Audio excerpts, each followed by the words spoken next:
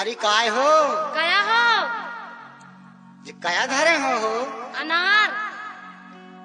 अरे हम तो इन्हें चीन तक नहीं पाए कि ये का चीज आए। अब भैया तोड़ के लाए हैं ताजे ताजे। अगर तुम्हें लेने होए तो हम भाव से दे दे हैं। भालो करो तुमने।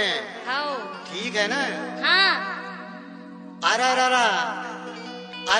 देखो अनार बारी के अनार बारी के